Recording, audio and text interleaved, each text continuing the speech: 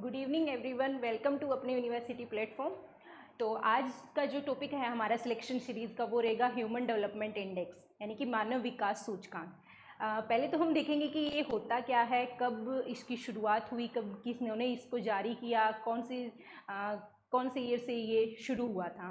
ठीक है, तो उससे पहले क्या है ना कि जब द्वितीय विश्व युद्ध हुआ था उसके बाद से जो सभी कंट्रीज़ है उन्होंने क्या किया, जो जीडीपी को इम्प्रूव करने लग गई।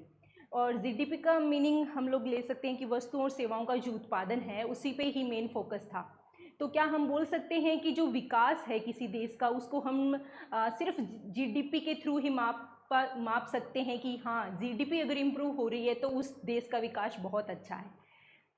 स्टार्टिंग में ये माना जाता था, लेकिन क्या हुआ ना कि जीडीपी ही एक मतलब पूरे विकास को एक्सप्लेन करने का किसी कंट्री के एक इम्पोर्टेंट क्राइटेरिया नहीं है। उसके साथ में हम लोगों को कुछ और चीज़ें भी हैं जिसको साथ में शामिल करना होगा, और उन सब जो क्राइटेरिया हैं उसमें से फर्स्ट आता है स्वास्थ्य और दूसरा आता है शिक्षा।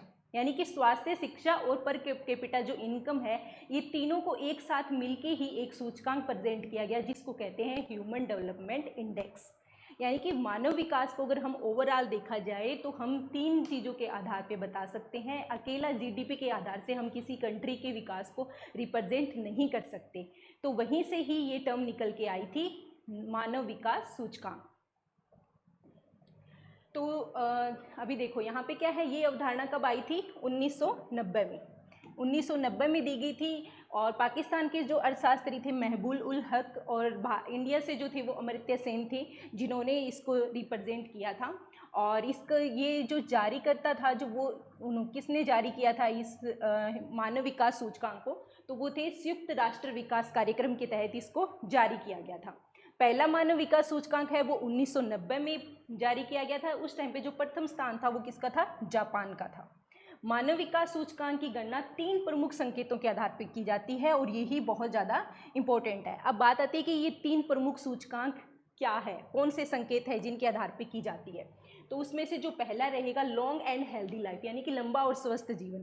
क्योंकि पैसा कितना भी हो, अगर हमारे पास में वो लाइफ ही नहीं है जीने के लिए, तो स्वास्थ्य ही अच्छा नहीं है, तो हम ये नहीं बोल सकते कि इनकम ही एक सोर्स है जिसके थ्रू हम बोल सकते हैं कि डेवलपमेंट हुआ है।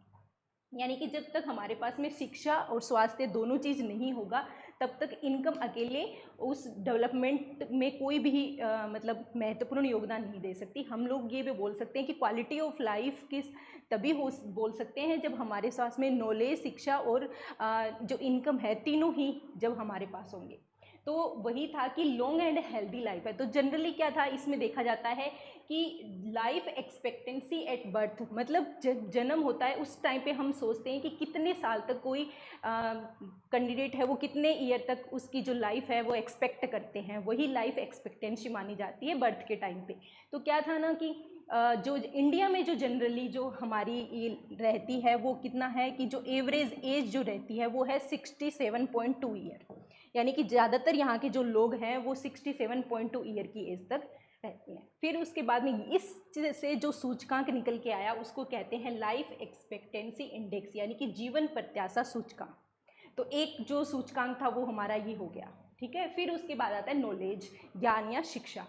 वहाँ से था कि एवरेज एजुकेशन, औसत शिक्षा, और एक्सपेक्टेड एजुकेशन यानी कि अपेक्षित शिक्षा। हम कोई चीज़ को करने से पहले हमारी एक्सपेक्टेशन रहती है कि कुछ ज़्यादा ही करने की, लेकिन कुछ रीजंस होते हैं, कुछ बीच में ऑब्स्टेकल्स आ जाते हैं, प्रॉब्लम्स आ जाती है जिसकी वजह से वो पूरी नहीं होते, और जो वास्तव में जो होता है वो अलग ही होता है। हो सकता है उससे बेटर ही हो, लेकिन जनरली जो रहता है प्रॉब्लम्स आने की वजह से वो कम ही रहता है। तो कोई कैंडिडेट है वो सोचे कि मुझे इतने सालों तक पढ़ना था, 15 ईयर का वो टारगेट लेके चलता है, लेकिन वो 15 ईयर पूरे एजुकेशन को नहीं देके वो 12 ईयर ही एजुकेशन को दे सकता है। तो हम वहाँ पे बोल सकते हैं कि जो एक्सपेक्टेड एजुकेशन का जो ईयर थे उसके वो 15 ईयर थे, लेकिन जो औसत शिक्षा या जो एवरेज एजुकेशन जो निकली किसी भी प्रॉब्लम की वजह से वो पूरा 15 ईयर स्टडी को नहीं दे पाया, और उसके बाद में वो 12 ईयर ही दे पाया। तो हम बोल सकते हैं कि जहाँ पे जो 12 ईयर है वो औसत शिक्षा में आएगा। तो वहाँ से जो सूचकांक निकल के आता है उसको कहते हैं एजुकेशन इंडेक्स, यानी कि शिक्षा सूचकांक। अभी है quality of life, GNI per capita. प्रति व्यक्ति सकल जो राष्ट्रीय आय होती है, पर कैपिटा जो इनकम होती है, वहाँ से ही इनकम इंडेक्स निकल के आता है। अब इन तीनों से हम कैसे कैलकुलेट करेंगे, तो जो HDI इंडेक्स होती है, ह्यूमन डेवलपमेंट जो इंडेक्स होती है, वो क्या होता है, HDI जो होती है वो इन तीनों का गुणोत्तर माध्य होता है, ठीक है। लाइफ एक्सपेक्टेंसी इंडेक्स का, फिर उसके बाद में एजुकेशन इंडेक्स का, और फिर इनकम इंडेक्स का। इन तीनों को आपस में मल्टीप्लाई करके इसका 1/3 यानी कि क्यूब रूट करेंगे तो हम लोगों को HDI मिलेगा। यानी कि ये क्या है, इसका जियोमेट्रिक मीन, जियोमेट्रिक मीन भी बोल सकते हैं या फिर हम बोल सकते हैं गुणोत्तर माध्य। गुणोत्तर माध्य के से हम लोग इसको क्या कर सकते हैं, फाइंड आउट करेंगे। तो ये आप लोगों को याद रखना है, ये चीज़ें पूछी जाती है कि HDI है वो किन तीन जो इम्पोर्टेंट जो सूचकांक है उनका जियोमेट्रिक मीन या गुणोत्तर माध्य होता है, तो वो हम लोगों को पता होना चाहिए। अभी है कि इसकी वैल्यू कहाँ से कहाँ तक वेरी करती है, तो 0 से 1 तक वैल्यू करती, इसकी है जो वैल्यू है वो वेरी करती है।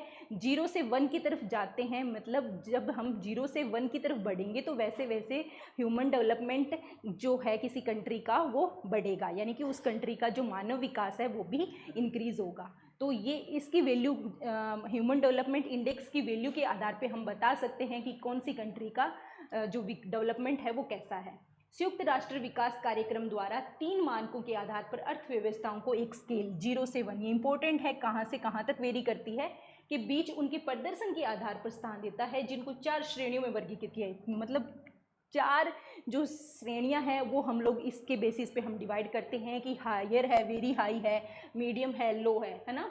तो अति उच्च मानव विकास, वेरी हाई ह्यूमन डेवलपमेंट किसी कंट्री का तब होगा जब उसकी जो HDI है उसकी वैल्यू 0.8 से ज़्यादा होगी। उसी तरीके से हाई ह्यूमन डेवलपमेंट कब होगा, जब 0.7 से 0.79 के बीच होगी। और मध्यम मानव विकास तब होगा जब 0.50 से 0.69 के बीच होगी, क्योंकि और इंडिया क्या है वो इसी में ही आता है, और उसकी जो वैल्यू है वो कितनी है, 0.633, ठीक है। तो ये आप लोग याद रखना। और जब लो ह्यूमन डेवलपमेंट इंडेक्स तब कब बोलेंगे, जब हम HDI की वैल्यू 0.549 से कम होगी। तो ये आप लोग याद रखना। अभी देखो आज अभी जो रिसेंट में जो दिया गया 2021-22 में, क्योंकि कोरोना की वजह से एक साथ इन दोनों की रिपोर्ट दी गई थी, 8 सितंबर 2022 को जारी किया गया था, जिसकी थीम क्या थी, इंग्लिश वाली आप अच्छे से याद रख लेना, uncertain times unsettled lives shaping our future in world in change, या फिर हम बोल सकते हैं ट्रांसफॉर्मेशन, ठीक है। तो ये इसकी थीम थी जो कि इम्पोर्टेंट है। उसके बाद आते हैं कि भारत की क्या स्थिति है, यानी कि भारत है वो कहाँ स्टैंड कर रहा है इसमें। भारत की जो रैंकिंग है वो क्या है, 132वीं है इस रिपोर्ट के अकॉर्डिंग, और मानव विकास रिपोर्ट में 2020 है उसके अकॉर्डिंग क्या था, इंडिया 131वां स्थान था। अभी कोरोना की वजह से कुछ उसमें जो हम एक स्थान पीछे चले गए, और भारत का स्कोर है वो मैं आप लोगों को पहले ही बता चुकी हूँ कि HDI का जो स्कोर है वो 0.633 है, यानी कि मध्यम मानव विकास पाया जाता है यहाँ पे। और जो वैश्विक जो औसत मानी जाती है जो कैलकुलेट की गई थी वो थी 0.732, यानी कि हम वैश्विक से पीछे हैं, यानी कि डेवलपमेंट ह्यूमन डेवलपमेंट है इंडिया का वो वर्ल्ड के कंपैरिजन में कम है। फिर उसके बाद में देखते हैं कि अभी मैंने जो पीछे बताया कि लाइफ एक्सपेक्टेंसी कितनी मानी जाती है, जीवन प्रत्याशा जो है जन्म के समय वो कितनी मानी जाती है, 67.2 ईयर्स, यानी कि जो एवरेज जो एज है जहाँ तक लोग इंडिया में जो रहते हैं वो है 67.2।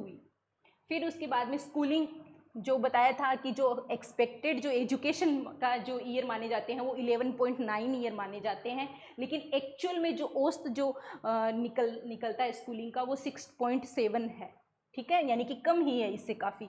और प्रति व्यक्ति जो सकल राष्ट्रीय आय जिसको बोला जाता है, पर कैपिटा जो इनकम हम बोल रहे हैं वो है 6590 US डॉलर, ठीक है। ये डॉलर में है, रुपए में नहीं है, ये आप लोग याद रखना। फिर आता है लैंगिक असमानता सूचकांक रैंक, ठीक है। लैंगिक असमानता मेल फीमेल का जो रेशियो उसके आधार पे बनाया गया, तो उसमें जो इंडिया की रैंकिंग है वो 122 है। और जो GI का स्कोर है, जैसे HDI का 0.633 है इंडिया का, उसी तरीके से जो GI का स्कोर है वो 0.490 है। ये कंपेरेटिवली जो लैंगिक असमानता सूचकांक की जो रैंक है वो कंपेरेटिवली HDI की अच्छी है। अभी यहाँ पे देखो, इस जो ह्यूमन डेवलपमेंट रिपोर्ट 2010 से जो नए 3 सूचकांक इसमें जो शामिल हुए थे वो कौन कौन से थे? पहला था inequality adjusted human development index, इसकी फुल फॉर्म ही पूछी जा सकती है, IHDI क्या होता है? इनइक्वेलिटी एडजस्टेड, है ना। अब बात आती है कि इनइक्वेलिटी एडजस्टेड क्या कहना चाहता है। जैसे कि इंडिया है, तो इंडिया के लिए जो HDI है उसकी वैल्यू क्या है? HDI का स्कोर कितना है? 0.63। अब कोई बोल देता है कि इनइक्वेलिटी जो है वो इनइक्वेलिटी हम लोग मान लेते हैं कि 25% है, ठीक है। तो हम क्या करेंगे, 25% इसका कैलकुलेट कर लेंगे 0.633 का, ठीक है।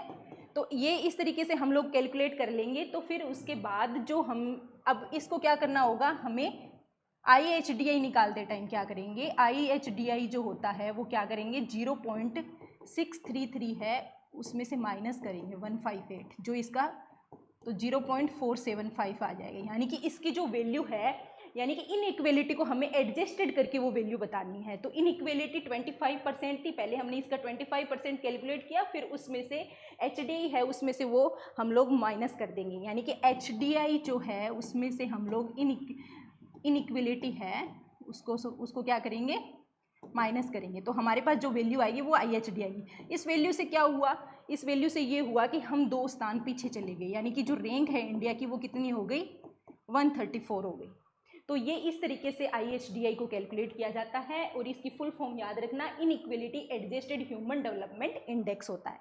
ओके, फिर सेकंड जो था वो जेंडर इनइक्वेलिटी इंडेक्स था, वो मैं बता चुकी हूँ। उसमें क्या था, 122 रैंकिंग थी और 0.4 के समथिंग उसकी वैल्यू थी। फिर आता है multi dimensional poverty index, MPI बहुआयामी गरीबी सूचकांक। तो ये 3 सूचकांक निकल के आए थे। तो HDI से जितने भी इम्पोर्टेंट जो रिलेटेड जो बातें थी वो आज हम लोगों ने देख ली हैं। तो इसमें इसको आप अच्छे से पढ़ लेना और जो क्वेश्चन बनेंगे लगभग इसी में से ही पूछे जाते हैं। और कल हम फिर से मिलते हैं किसी नए टॉपिक के साथ में। तो आज के लिए बस इतना ही। Thank you so much.